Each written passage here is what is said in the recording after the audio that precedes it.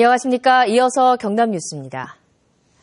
작물을 키우는 화분의 높낮이를 원하는 대로 조절할 수 있는 시스템이 개발됐습니다. 지금까지는 보통 몸을 숙여서 작물 재배를 해왔는데요. 몸을 구부릴 필요가 없어서 휠체어를 탄 장애인들도 작물 재배가 가능합니다. 김준원 기자가 보도합니다. 사람 머리 위로 빨갛게 익은 딸기가 주렁주렁 열렸습니다. 3.5m 높이의 천장에 매달린 딸기 화분에 학생들의 눈이 휘둥그레집니다. 잠시 뒤 화분이 학생들의 눈높이에 맞게 내려오자 휠체어를 탄 학생들도 손쉽게 딸기를 땁니다.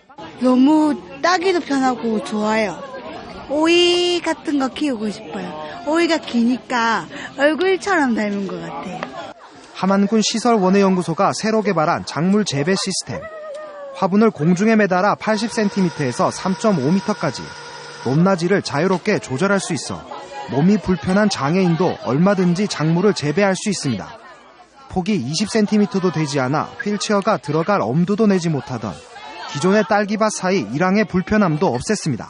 사람이 통과해갖고 다니는 그런 길이 좁고 하다면 장애우들이 작업하기 어렵습니다. 하지만은 지금 현재 보시다시피 이렇게 넓은 공간을 확보할 수 있어서 장애우들이 얼마든지 와서 작물 재배 화분을 높이에 따라 추가 설치할 수 있어 생산량을 2배 이상 늘릴 수 있는 것도 장점. 물이나 영양분도 손쉽게 공급할 수 있습니다. 이렇게 행잉베드 시스템에서는 아래에서 수분이 공급되기 때문에 작물들이 균일하게 성장해 불량률도 낮출 수 있습니다. 국립원예특작과학원 시설원예연구소는 에너지 효율성을 보완해 시스템 상용화에 들어갈 예정입니다. KBS 뉴스 김준원입니다. 검찰이 경남 상인연합회 회장을 공금 횡령 등의 혐의로 조사하고 있습니다. 그런데 상인 회장의 횡령 사건은 이뿐만이 아닙니다. 상인회가 투명성을 갖추도록 제도 개선이 필요해 보입니다. 박상현 기자입니다. 경남 상인연합회 사무실입니다.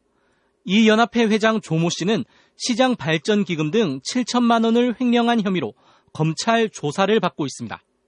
너희한테 사무실에 가가지고 일단 이제 조사 시작을 했으니까 그거 하고 이제 자택 옮겨가지고 자택 하고 하여튼 조사가 끝나봐야 이제 알겠지만.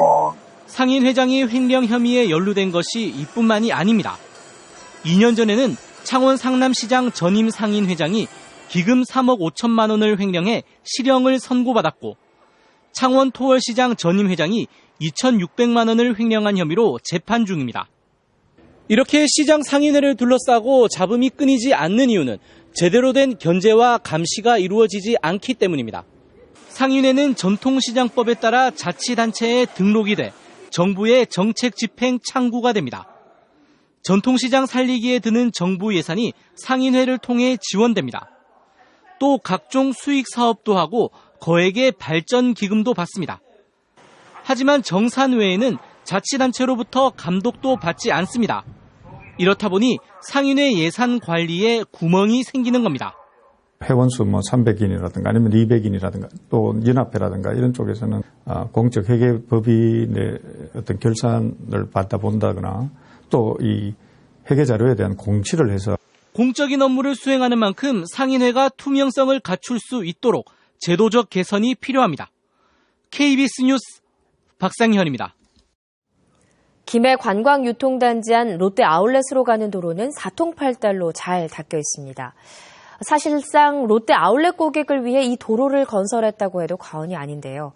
이 도로 4개를 건설하는데 국비와 김해시 예산 등 무려 1,700억 원이 들었습니다.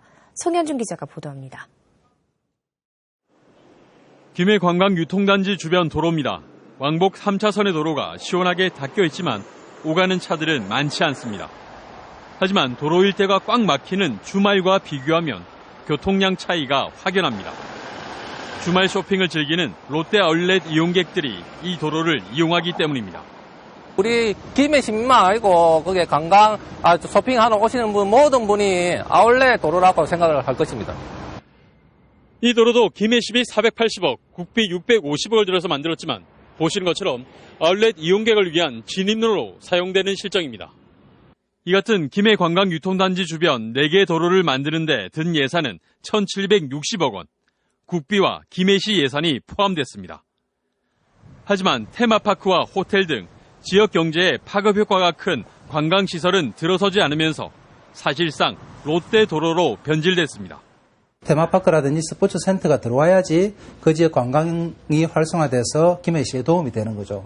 유통단지나 아파트 단지가 들어오게 된다고 하면은 사실상 초기 투자금 680억 정도는 헛돈을 쓴 게 되는 겁니다. 김해시도 난감하다는 입장입니다. 김해시에서도 그만한 투자비에 대해서 그 효과 있는 시설을 저희들이 받든지 안 그러면은 도로부터 지원을 받아서 하나의 그 벨타를 만드는데 주력을 하고 싶은데 자치단체가 2천억 원에 가까운 예산을 들여 특정 기업을 위한 도로를 건설했다는 비난을 피할 수 없게 됐습니다. KBS 뉴스 송현준입니다. 한 달 100만 원이 되지 않는 수입에 전기료만 10만 원을 내야 한다면 가게에 너무 큰 부담이겠죠. 태양광 설비를 통한 소외계층 지원 사업이 이루어지고 있는데요. 아직도 도움의 손길이 필요한 곳은 많기만 합니다. 보도에 강성환 기자입니다. 77살 소년자 할머니는 30년 전 남편과 사별하고 장애인 아들, 딸과 함께 한 집에 살고 있습니다. 이 가정의 한 달 수입은 손할머니가 남의 밭에서 일해받는 돈과 장애인 딸 앞으로 나오는 지원금 등 100만 원 안팎이 전부, 많게는 한 달에 10만 원도 나오는 전기료가 큰 부담이었습니다. 손할머니 집은 이제 전기료 걱정은 덜게 됐습니다. 시민 환경단체와 지역업체, 기관들이 한데 뜻을 모아 태양광 설비를 설치해 전기를 공급받을 수 있게 됐기 때문입니다. 처음에는 참 전기도 못 살아보고 내 애기고 많이 치분데도 많이 잡고 그래 했습니다. 지난 2011년 사랑의 햇빛에너지 사업이 시작된 이후 34번째 혜택을 받은 집입니다. 그러나 아직도 울산 전체 인구의 15%가 에너지 빈곤층인 것으로 파악되고 있습니다. 사랑의 햇빛 에너지 사업은 매년 이런 저소득 계층 가운데 10가구를 선정해 연간 3,000kW를 생산할 수 있는 태양광 설비를 무료로 설치해주고 있습니다. 또 앞으로도 많은 기관과 동참들을 해주시면은 빈빈 계층에 더 좋은 태양광 무한을 쓸 수 있는 전기의 에너지를 공급할 수 있을 것 같습니다. 사랑의 햇빛 사업이 신재생에너지 보급을 통해 지역 소외계층까지 돕는 지역사회 공헌 사업의 새로운 모델로 자리 잡으면서 대한민국 녹색에너지 우수기업 대상을 수상했습니다. KBS 뉴스 강성원입니다.